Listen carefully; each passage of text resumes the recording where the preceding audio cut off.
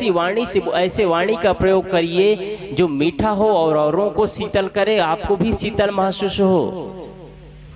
सदगुरु और भी कहते हैं, शब्द संहारे बोलिए शब्द के हाथ न पाओ, एक शब्द औषधि करे एक शब्द करे घाव। शब्द एक ऐसा माध्यम है, शब्द को यदि सावधानी से नहीं बोला गया तो जीवन को बर्बाद कर देगा। ये शब्द ही एक ऐसा माध्यम है।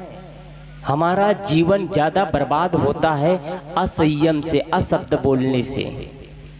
कोई आदमी बहुत खाने वाला हो तो कहेंगे ये पेटू है, बहुत खाता है, लेकिन उसमें नुकसान किसका होगा? खुद का नुकसान करेगा। लेकिन कोई आदमी अधिक बोलता है, बड़बड़ कर करके बोलता है, लड़ाई करता है, झगड़ा करता है, तो अपना तो नुकसान करता है, साथ साथ सब लोगों का नुकसान करता है। इसलिए शब्दों को संभाल करके बोलिए। आपके बच्चे ही आपको सम्मान नहीं देंगे यदि शब्द सही ढंग से बोलने की तरीका नहीं जाने ना।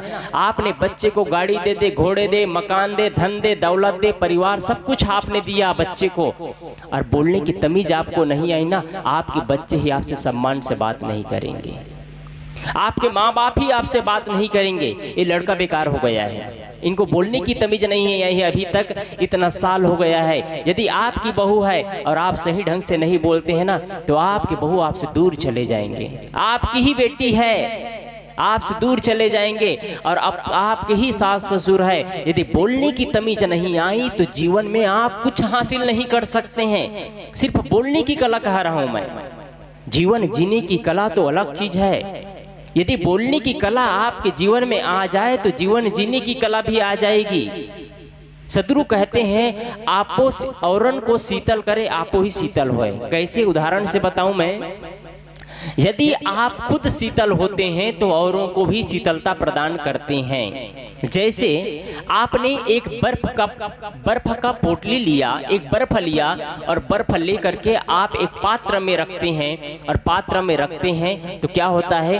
बर्फ खुद ठंडा होता है, अपने आप में शीतल होता है बर्फ, लेकिन पात्र में रखने मात्र से वो पात्र को भी ठंडा कर देता है। इतना ही नहीं, जिस जगह को रखते हैं उस आभा मंडल को ठंडा कर देता है। वैसे ही आपके जीवन के साथ में होता है।